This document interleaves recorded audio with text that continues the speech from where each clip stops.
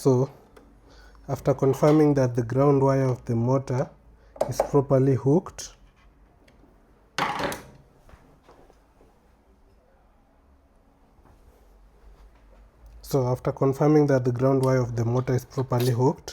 I'll just attach this access control board again and ensure it locks in nicely like that. Yeah, then I make sure that the ground wire of the motor comes here to this board. So let me just open it up. So there's a screw that comes in the packaging to specifically mount this ground wire. So I'll just connect it in. Remember, a well-grounded system is what works on any electronic device. So you want to ensure that any excessive current can leak out into an earthing system. So remember, that is how you protect any equipment that you deploy. So I'll connect also this for the access control board into the power supply grounding points. Now we have a good excessive charge leaking system controlled. Then after doing that, our sliding gate motor is ready to deploy. Actually, the tamper wire, check. The power cable, check. The alarm, check. Everything else, good. So I can now power on the motor. By default, it will just power. But I want to tell you this first. Let me switch it off and tell you something. So when you deploy this gate, you need to get backup batteries. Like this case, I got the lithium 12 volt 7.5 lithium batteries. I got 2. So I'll just install them here. So you see, this gate motor supports installing these 2 batteries. Then there is a whole wiring system for the batteries, well insulated and well properly done. Then I can plug in here. So by default, when I plug in the batteries, the gate motor will still power on. But I want to ensure I rely on my batteries for power backup. Then you see the access control board also has support for external backup batteries. So you can do even more external backup batteries. So I'll just put on the mains also, and then you'll hear the tamper alarm. So I'm going to use my cable stripper to actually switch off the alarm for the time being. Then what next? This gate motor comes with Wi-Fi function. So I can quickly scan the QR code on this with my camera and I'll be able to access the gate motor's Wi-Fi. That is one way. I can also use my PC. So let me get my PC. Here's the PC. And plug into the LAN cable. That means if you have a good network, you don't want to rely on Wi-Fi, you can also include your network cable in the deployment. Then I'll install into my PC and then let's do some checks. So I get my seat and let's see.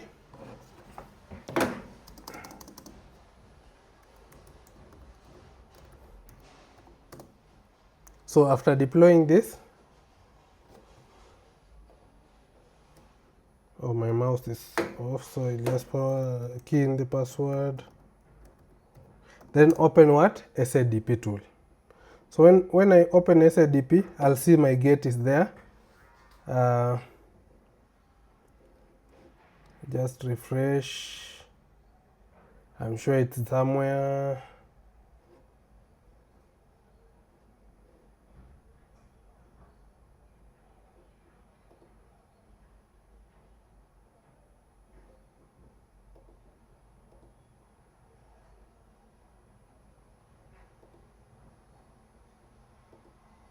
So let me confirm. I have a signal. So my gate should be popping up on my SADP tool. Yes, I have it here. So I'll click check on SADP, then set up a new password for the gate. Confirm the password. let me tell you, this gate supports Hik-Connect. So I'll want to enable Hik-Connect service and activate my gate. So that's the first step. Then I have it. So now I have the IP 192.0.0.64 as the default IP. I can change it based on my network. I can also use it as it is. So I'll go to my browser. In this case, I'll use Edge. I'll open Edge. Then I key in the IP address 192.0.0.64. If you have Chrome, if you have the other browsers, feel free to use them. But in the event it's not giving you the desired result, switch a browser. Then after loading the interface, it will give me my connection is not private. Of course, I'm on the local network, so that's okay. Then I click continue to this site. So it will give me the web interface of the sliding gate motor. I just want to give you some few checks so that when you're setting up this gate, you are not stuck. So I'll go to login, then login. So by default, when I set up this gate, the first thing it will prompt me is to initialize it. So what is to initialize the gate? You want to check what is the farthest point it can go. What is the farthest point? It can go way back. So I'll start. It will ask step 1 of 3, find the first end position. So I'll start.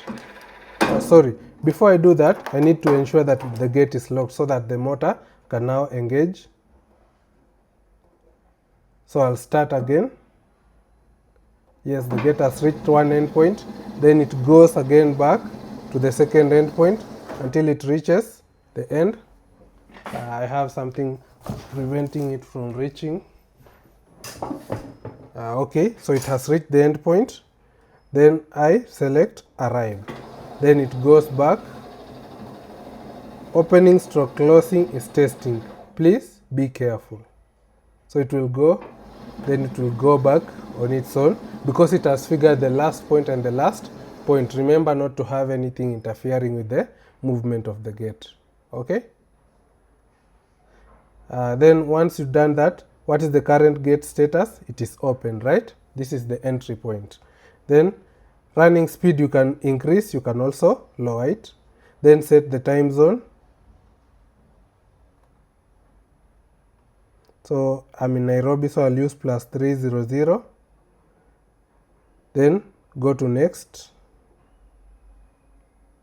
Then I have one pair of detector, so I'll enable IR1 with anti-pinch, with barrier stopped. Anti-pinch type is to stop the barrier. I can also set it to fully open the barrier. That is now my preference. I would prefer for it to open the barrier, so I'll set it. Then the type is NO, the trigger itself. Then we have the sensitivity, medium. I can increase and set that. Then the duration of the trigger. Then I click complete. So by default, it's showing me that the gate is running normally. So let me click on trigger and see if it will open and close, right? That is one. So I've triggered it to open. The other part, I have my key fob. Where is the key fob? Here is the key fob. I have it and I want to add. I'll come to person.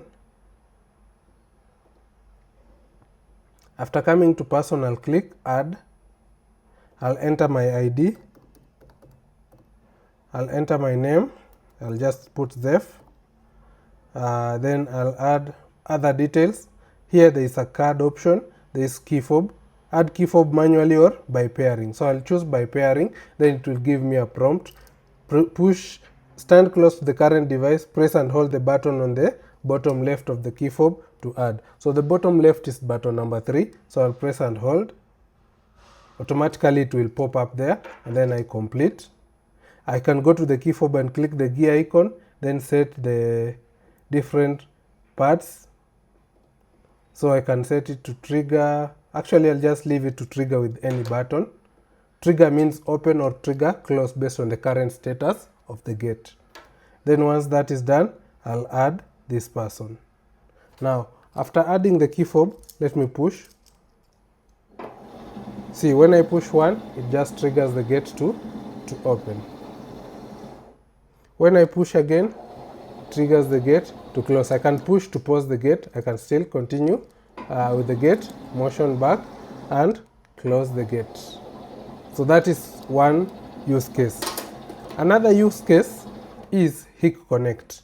So on Hik-Connect platform, I'll come to the sliding gate motor system and maintenance configuration, come to network settings. I want to connect this gate to Wi-Fi because my Wi-Fi has some internet. Then I'll select connect to the guest, key in the password,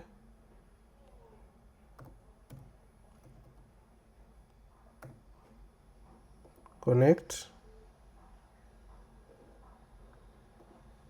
Then once I click connect, I refresh and confirm that I'm actually connected to the network itself. Yes, now connected. Then I'll go to device access. Hik-Connect was already enabled, so it is online as we speak.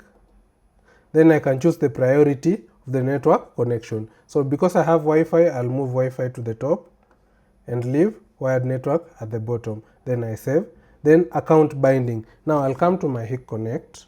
If you are an installer, you can go to your HPP and scan this, then deliver to your client. So when I come to Hik-Connect, just give it, I have it here. So I'll just come scan QR code, then click view QR code. From the interface, I scan and that's it. I'm adding it to my Hik-Connect. It will give me automatic device authorization to my service provider, then go ahead. So it's telling me new firmware version. For now, I'll just skip. I'll not upgrade it. I'll use what I have, and I already have the gate. So now let me click on trigger. Okay, let's see if it will open the gate. And yes, it's opening the gate to the end.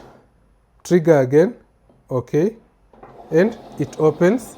It closes the gate. So that is a quick introduction of the Hikvision automatic sliding gate option. Because it's now connected to my Hik-Connect, I can add another key fob, but instead I will actually lock it and just do some tests on it and see if it's actually, after it's covered. Where is the case?